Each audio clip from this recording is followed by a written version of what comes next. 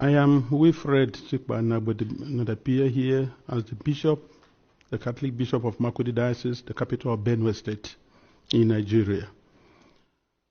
I am the shepherd of one of the 4 dioceses, Catholic dioceses in Benue. We have others, Anglican, Methodist, and Pentecostals, which certainly Benue State has a population of about 6.1 million people, 2 million of whom are those under my care as the Bishop of the diocese.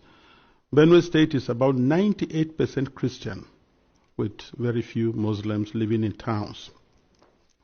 Nigeria and eventually my diocese and the state of Benue have become, in recent years, one of the most dangerous and insecure places for Christians. Christians and Muslims are nearly evenly divided among Nigeria's large population of over 200 million persons. Islamist extremists are fiercely contesting the possession, control, and governing law of the land, especially in the country's northern and central regions, the latter of which is where Benue is located. There are constant ethnic, political, and religious conflicts over land and allegiance. Constitutionally, we are a secular country, but our unity has been fragile. Political and religious actions and even public speech have been carefully managed to avoid accusations of religious bias and political tensions.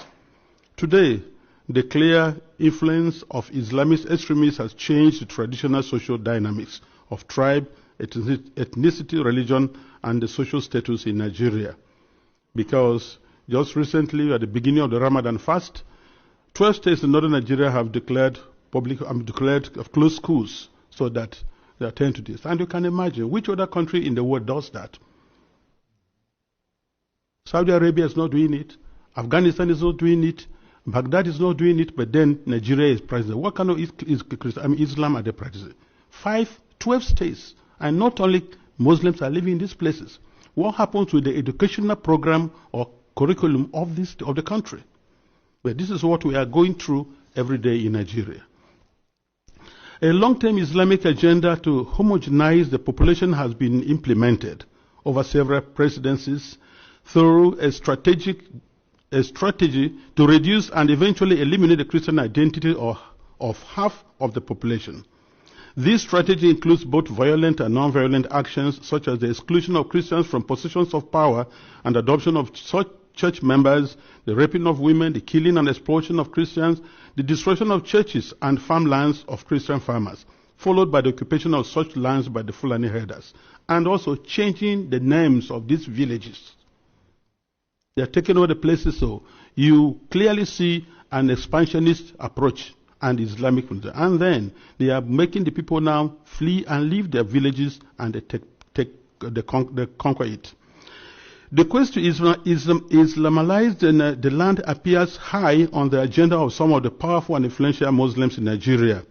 There is a campaign to take land to spread Islam, and there is the hemorrhaging of Christian farmers from the central region of Nigeria and Benue State, and Makurdi Diocese in particular, as they are forced to abandon fertile lands that used to feed the nation, which classify Benue as the food basket of the nation. Militant Fulani herdsmen are terrorists destroying society. They steal and vandalize, they kill and boast about it. They kidnap and rape, and they enjoy total impunity from the elected authorities. None of them have been arrested and brought to justice. This is supported by the corrupt system in which we operate and the abject poverty among us, which allow the criminals to easily attract more recruits and prey on more victims. Why is this happening?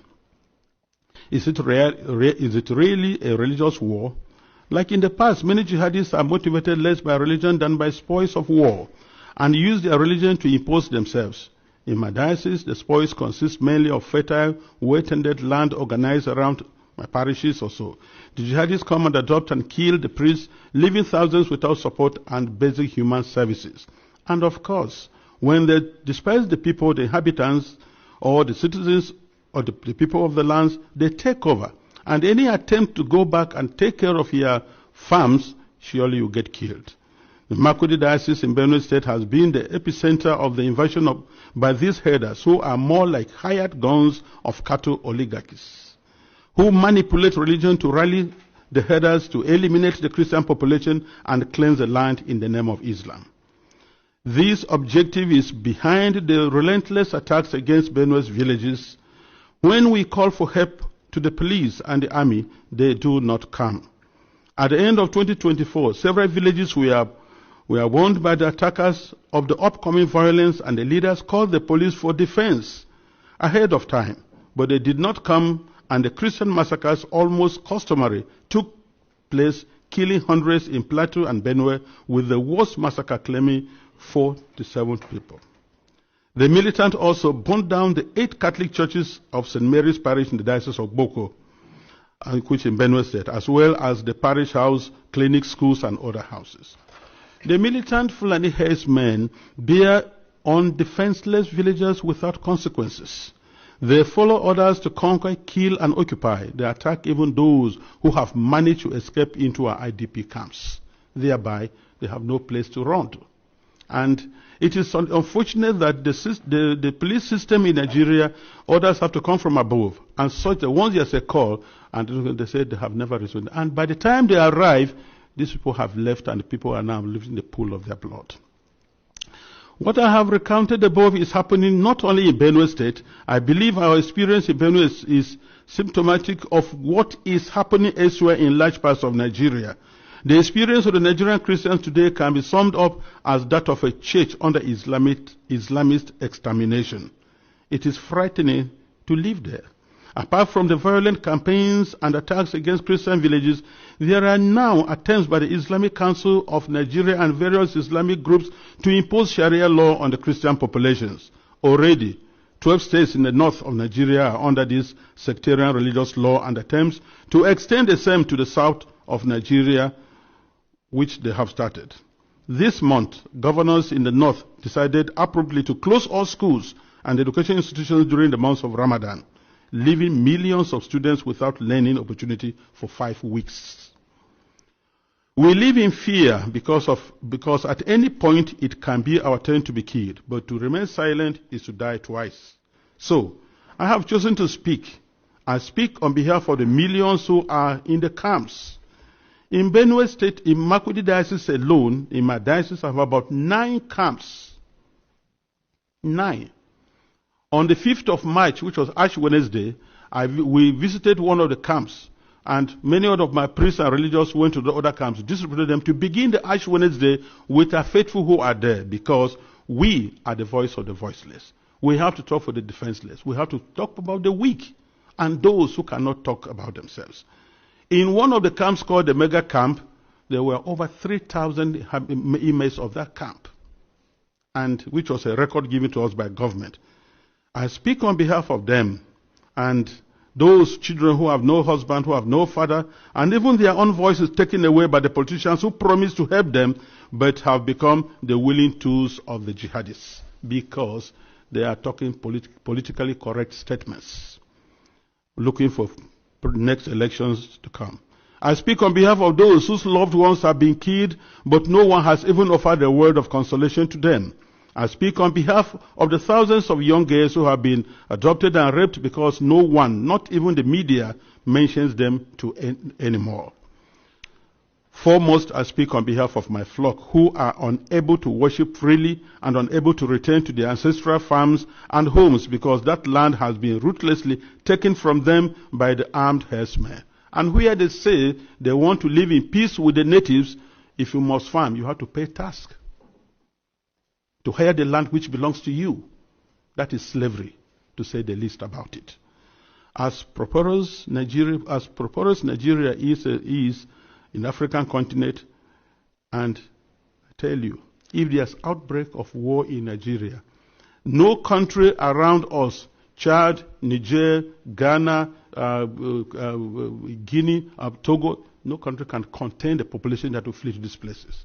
No country can be able to house over 5 million refugees. It's not possible because of that. And if 1 million refugees run to Chad and Niger, they'll collapse that country because there'll be no plan to take care of them. So we have to be very careful.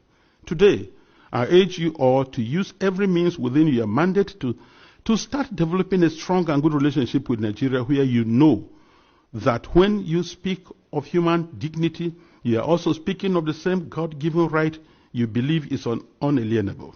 Consider that Nigeria can be your ally, but it cannot be one where half the population is in the process of being murderously eliminated. Work with us, the churches, and other Nigerians of goodwill. We are working for a peaceful and prosperous society, and our desperate plight has been set aside U.S. policy for too long, to the cost of thousands of lives. Concretely, I request and I plead, I ask you to redesignate Nigeria as a country of particular concern. This has both a practical and diplomatic meaning to signal that you are paying attention to what happens to us and elsewhere in the world. Because the policies the government is trying to put in place, so that to return the IDPs, build camps for them, relocate them from their homes, it is not durable and it will not work, because the government has already the population that is not able to take care of. And then you have over millions of people in the camps, and you want to relocate them to where? And if you do, let's take that you do. How many houses or rooms will you give me who has 5 children, another one has 3, another one has 2? And what will I be doing for a living? These people previously never begged anybody for food. They were managing their lives, training their children, and building their homes. So nobody should have deceived us on the guys that you're going to resettle the IDPs. They have no jobs. So where you set them, what will be their place? And by the way, the fundamental question remains, if you resettle them to other camps or build places for them, what happens with the ancestral lands? Who takes care of them? And this is whereby I feel the government is complicit on this issue. Because these terrorists, Fulanis, displace them, kill people, and then occupy the place, and then change names, nomenclatures of these towns. For what reason? So we want to let the people go back to their homes and help for them to rebuild their lives. I implore this august body to insist on the return and rehabilitation of all the IDPs to their ancestral lands, and not to relocate them to other constructed camps elsewhere, which is an invented solution now being pushed in the Benue State government. And I tell you, Nigeria government can do that once they have to be accountable. Because I know Nigeria, under the auspices of ECOMOG, was able to reinstate constitutional government in Sierra Leone and Liberia. And they can do that now. We have the capacity, but because the leaders that are not prepared. And I think that's whereby, look, it's not just, conspiracy of silence, it is aiding, abetting, and supporting these terrorists to keep doing their work. This is my plea. Thank you very much for this attention.